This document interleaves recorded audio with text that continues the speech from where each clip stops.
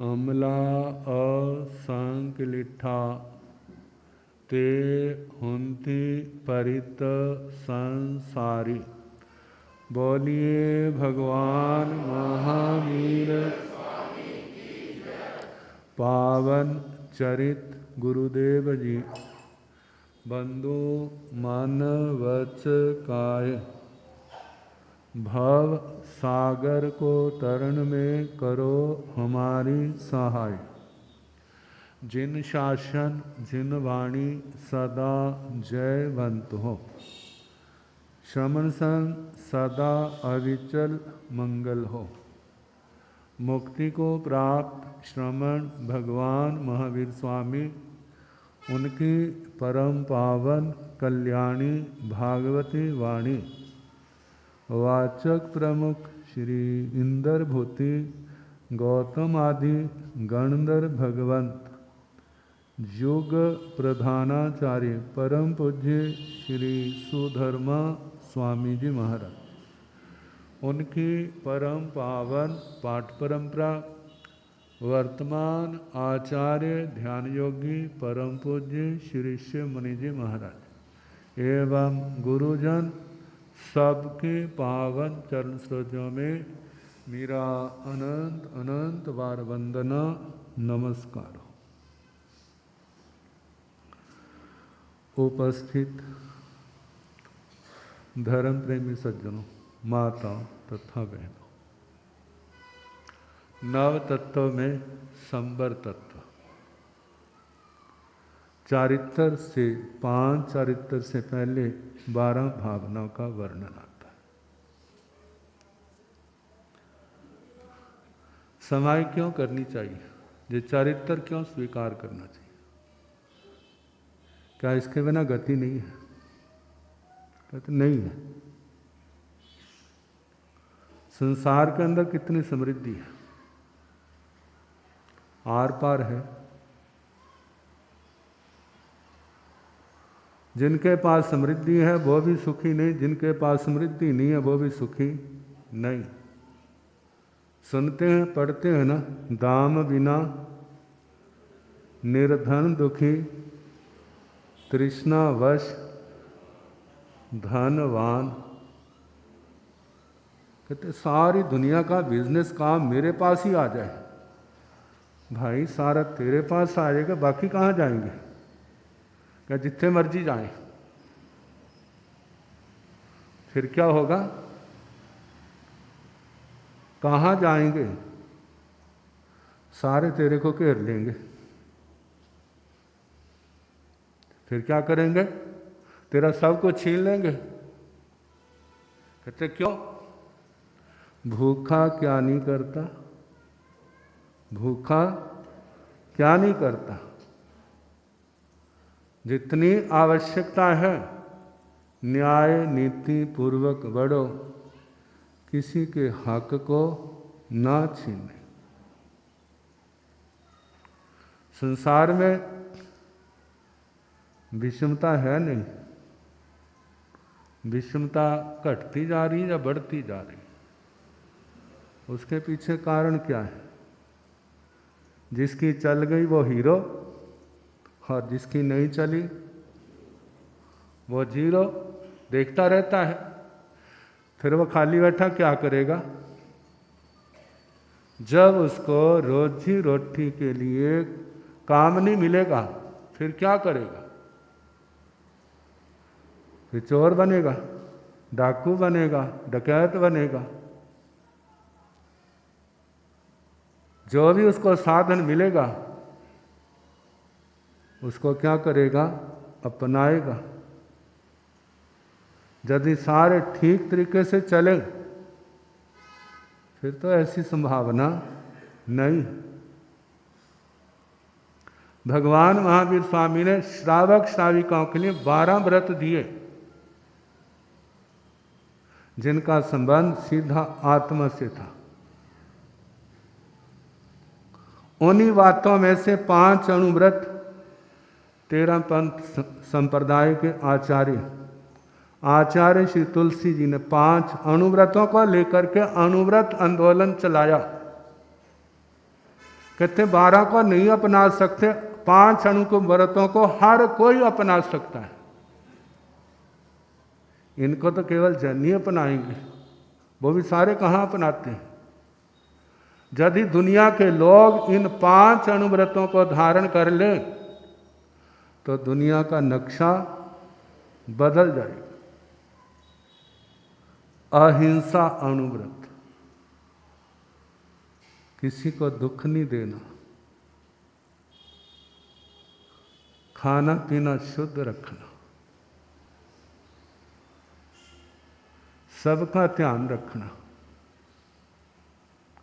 कोई दुखी ना हो। मेरी भावना, पढ़ने को तो बहुत पढ़ते हैं, और मेरी भावना जो है पता नहीं क्या कुदरत की देन, पंडित जुगल किशोर के जवान से, उसके दिमाग से वो बातें निकली, और वो सारे शास्त्रों का सार है। मैं सोचता हूँ वो मेरी भावना का अर्थ आचरण के रूप में आ जाए, उसको फिर कहीं भटकने की जरूरत नहीं है, सब कुछ उसको मिल गया। पहला अणुव्रत अहिंसा, दूसरा अणुव्रत झूठ नहीं बोलना। देखो भला दुनिया में कितना झूठ है। जूठा खाने का तो परहेज है, जूठा नहीं खाना। कोई जूठा खाने को दे ना, कहते मेरी इंसल्ट कर रहा है, और झूठ बोलने का, उसका भी तो परहेज होना चाहिए ना। इनमें दोनों में से भयंकर कौन है?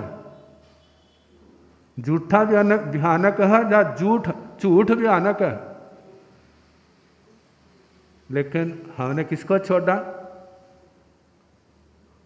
जो ज्यादा भयानक नहीं है उसको छोड़ दिया। और ज्यादा भयानक है जब परिस्थिति पड़ती है, घिर जाते हैं, तो कुछ भी बोलने के लिए तैयार। कहते हैं वो मौके ऐसे होते हैं जहाँ पर महानिर्जरा होती है। ऐसे मौके पर जब हम परिस्थितियों से घिरे हों और ये लगता हो झूठ बोलेंगे तो हम बच जाएंगे, और ऐसे समय पर झूठ ना बोल करके सच बोलना। सच बोलने का मतलब मुसीबतों से घिरना। जोर लगता है ना, व्रत करने में भी तो जोर लगता है। बेला तेला चौला ठाई 15 मास खमन करने में भी तो जोर लगता है। इस जोर से ही तो क्या होता है, पाप कर्म कटते। अब जब सच बोला है, दुनिया के लोग संभव है उसको छोड़ दें, परिवार के लोग उसको छोड़ दें, लेकिन एक नहीं छोड़ेगा, जितना मर्जी जोर लगा लो। जितनी सच से पकड़ होगी उतनी जिसने पकड़ा है ना वो नहीं छोड़ेगा। वो कौन? भगवान। कौन नहीं छोड़ेंगे? भगवान नहीं छोड़ेंगे, दुनिया के लोग छोड़ जाएंगे। कहते जिसको भगवान ने पकड़ा है क्या उसको खतरा है? या जिसको दुनिया ने पकड़ा है उसको खतरा है? किसको खतरा है? सारी दुनिया ने पकड़ा हो फिर भी खतरों से घिरा हुआ है, और जिसको भगवान ने पकड़ा है, जिसका हाथ भगवान ने पकड़ा है, उसको किसका खतरा है? उसको किसी का खतरा नहीं है। ये बात पहले तो समझ नहीं आती, समझ आ जाए तो इस दिमाग में नहीं बैठती। दिमाग में दुनिया का गणित बैठता है, भगवान का गणित नहीं बैठता। कहते एक और सच है और एक और झूठ है। जहाँ झूठ है वहाँ कौन, और जहाँ सच है वहाँ कौन? जहाँ झूठ है वहाँ पर शैतान, और जहाँ पर सच है वहाँ पर भगवान। बोलो किसको बिठाना है? इस सिर में किसको बिठाना है? सिर सबसे शरीर का ऊंचा हिस्सा है। इसके अंदर किसको बिठाना है? भगवान आएंगे, जितनी दूसरी चीजें सारी चली जाएंगी।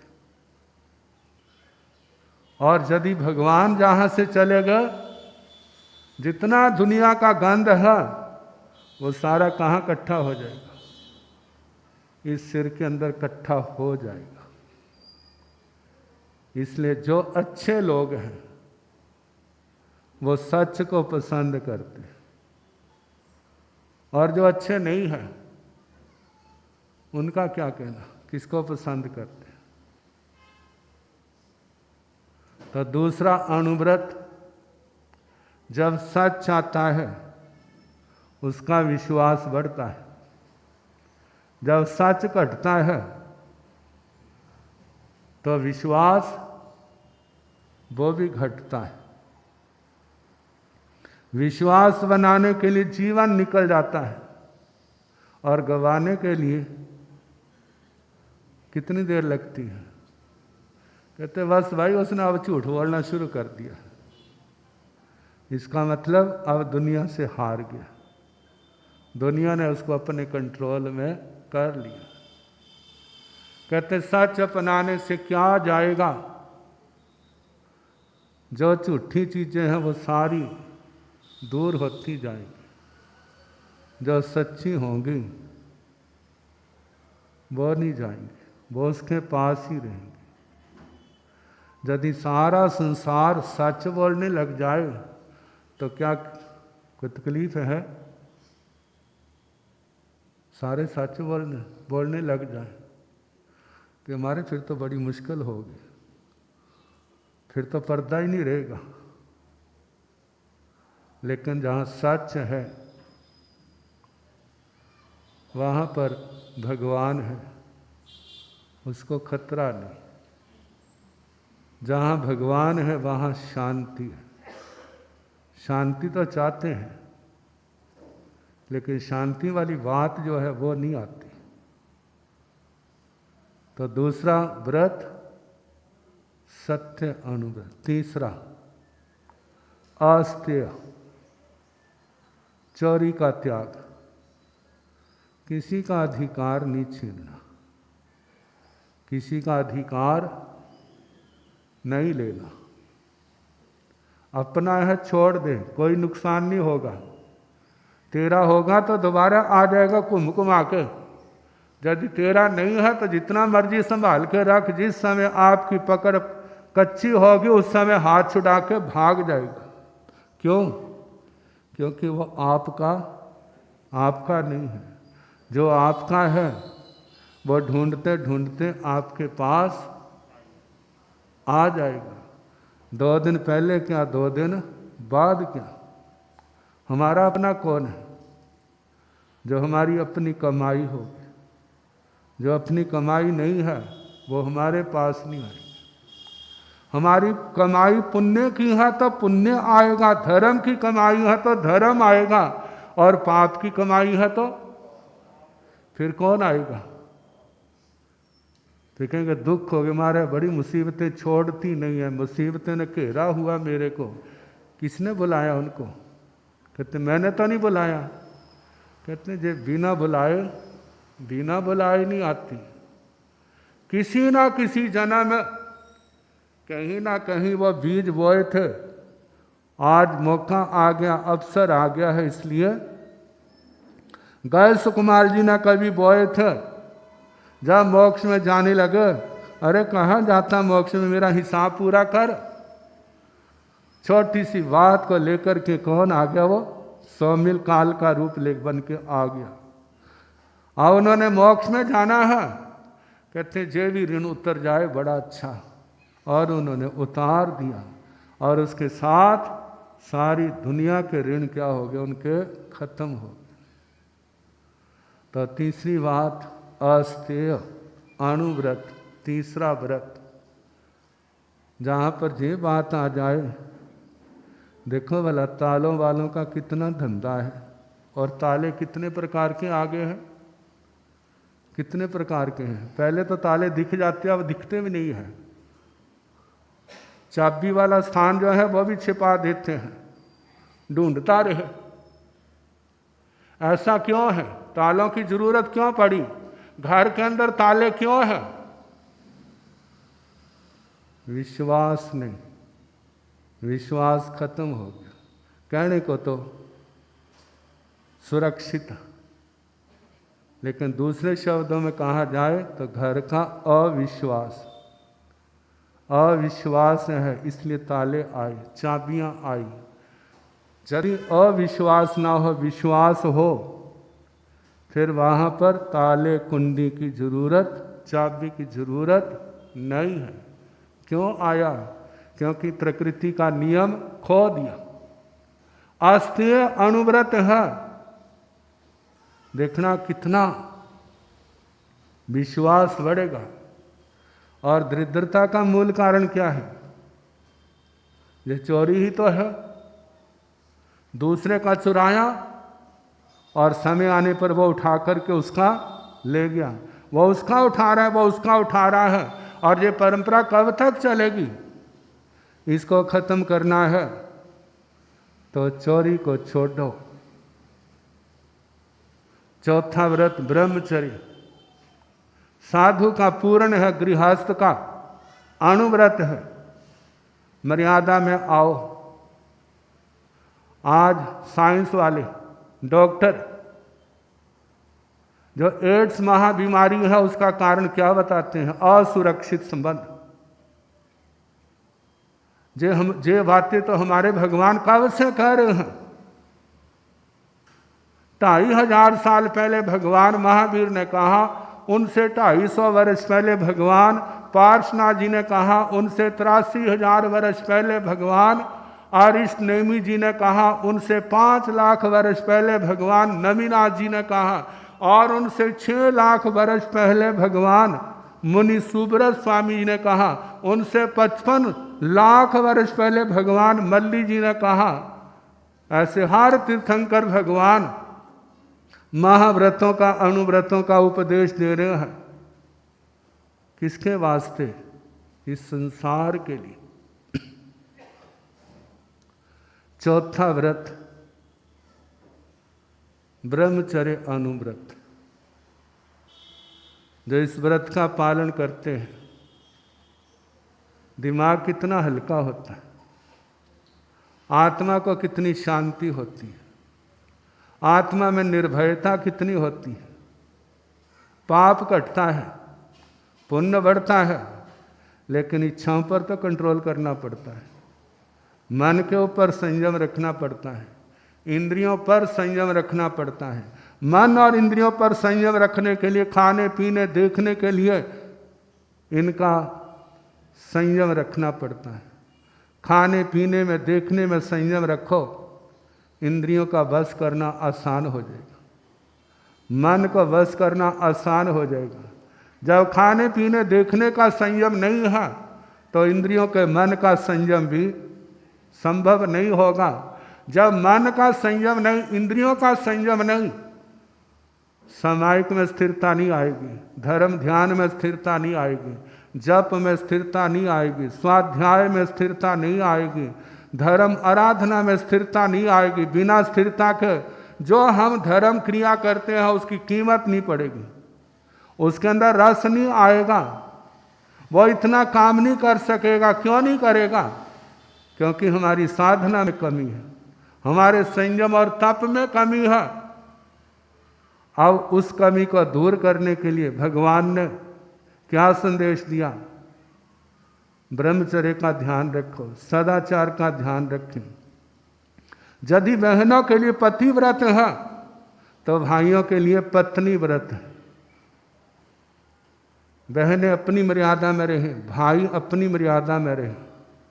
यदि ये मर्यादा हमारे मानव जाति में आ जाए तो ये मानव जाति देवलोकों के देवी देवताओं से किसी अंश में कम नहीं होगी। उनके पास भौतिक संपत्ति है और हमारी इस मानव जाति के पास कौन सी संपत्ति होगी? आध्यात्मिक संपत्ति होगी। जिसके पीछे भौतिक संपत्ति पीछे पीछे चलती है और जिनके पास ये संपत्ति आध्यात्मिक नहीं है वह संपत्ति के पीछे भागते हैं और संपत्ति आगे आगे भागती है। इस चारित्र से संबर होता है। कम से कम मोटे पाप कर्म तो आने रुक जाते हैं, साधना सूक्ष्म है तो छोटे भी आना रुक जाते हैं। और इनको पालन करने में आसानी थोड़ा, जोर भी तो लगता है। जे जोर तपस्या से कम नहीं है, जे जोर हमारे पूर्व के पाप कर्मों को नष्ट करने वाला है। इसलिए चौथा व्रत इस मानव जाति के लिए भगवान का उपहार है, ब्रह्मचर्य। और श्रावक श्राविकाओं के लिए, संसारी लोगों के लिए सदाचार, पति व्रत, पत्नी व्रत। और पांचवा है परिग्रह की मर्यादा। दुनिया में धन दौलत की कमी नहीं है, सारी आयु भर लगे रहो। जे संपत्ति तो पुण्य से बढ़ेगी, यदि पुण्य नहीं है तो खपते रहो, जे बढ़ने वाली नहीं, बरकत ही नहीं होगी। धर्म आराधना को अपने जीवन में स्थान दो, इन व्रतों को अपने जीवन में स्थान दो। व्यक्ति का पुण्य बढ़ेगा, जो संपत्ति अपने आप खींची हुई आएगी। पुण्य घटेगा, पाप बढ़ेगा। कितनी मर्जी इकट्ठी कर लो, सारी की सारी क्या हो जाएगी? बिखर जाएगी। उसके होते बिखर जाएगी, होते नहीं बिखरी तो उसके बाद में उसके बच्चे बखेर देंगे। बिना पुण्य के जो इसका आधार है उसके बिना जो रहेगी नहीं। कहते कोई किसी के ऊपर राजा खुश हो गया, कहते बोल क्या चाहिए? जो मांगेगा। और खेती बाड़ी करने वाला होगा, सोचता जमीन कम है, कहते जमीन चाहिए कितनी? राजा खुश था, कहते शाम तक जितनी माप लेगा उतनी जमीन तेरी। कहते पक्का ना? कहते हाँ। और उसने भागना शुरू कर दिया, जे जगह मेरी, जे जगह मेरी।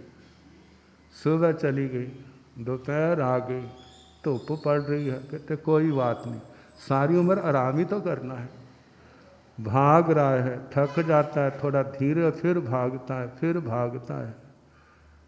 3-4 बज गए, 5 बज गए, 6 बज गए, सूरज अस्त होने का। थोड़ा कहते थकावट है, सांस फूला हो गया, थोड़ा सा और आगे चला जाओ।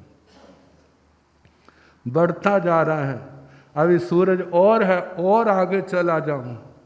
जब सूरज अस्त होने को लगा, कहते और आगे बढ़ जाऊं। इतनी देर में शरीर आखिर है तो मशीनरी है, लोहे की मशीनरी भी जवाब दे जाती है। और ये मशीनरी कौन सी है? सांस फूला, हृदय की धड़कन भरी, धड़ाम से क्या हो गया?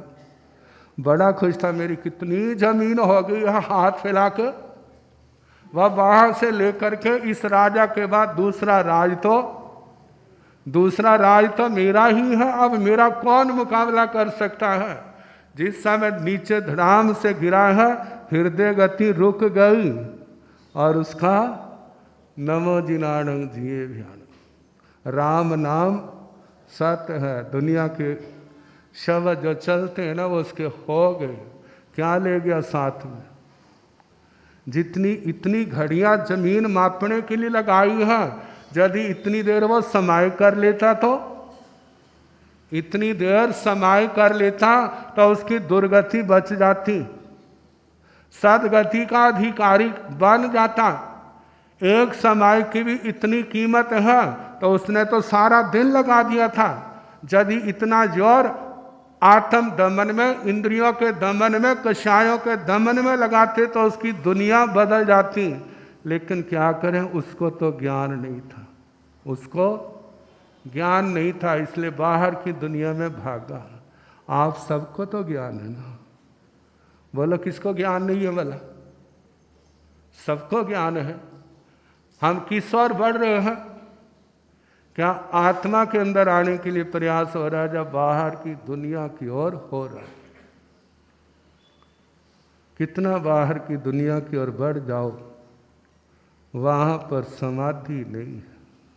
दूसरी समाधियाँ तो मिल जाएंगी, लेकिन आत्मा की समाधि वहाँ पर नहीं। जितना अंदर जाएंगे, बाहर की दुनिया से बहिर्मुखता से हट के अंतर्मुखी बनेंगे, आत्म समाधि कहीं दूर नहीं है, वो तो आत्मा के अंदर ही है। वो एक दिन आपके सामने आ जाएगी। आत्म समाधि के लिए अंतर्मुखी बनना जरूरी है। अंतर्मुखी के लिए इंद्रियां मानना, इनका वश होना जरूरी है। कषायों का खत्म होना जरूरी है। इसके लिए धर्म साधना जरूरी है। बस जब ये सारा कुछ समझ आएगा, फिर आत्मा इस चारित्र की ओर बढ़ेगा। ये 12 भावनाएं तो कहते हैं ना, मैं तेरी रग रग जानता हूँ, बोल देते हैं ना, तू मेरे से क्या छिपाएगा। ये 12 भावनाएं दुनिया की रग रग सामने रख देती है। दुनिया क्या है, जिसके पीछे अनंत जीवों ने अपनी अनमोल जिंदगियां गवा दी, लेकिन क्या मिला? कुछ भी नहीं मिला। और जिनको समझ आ गई, उन्होंने सब कुछ पा लिया। समय काफ़ी हो गया, बाकी कल जैसे समय होगा लाने का प्रयास।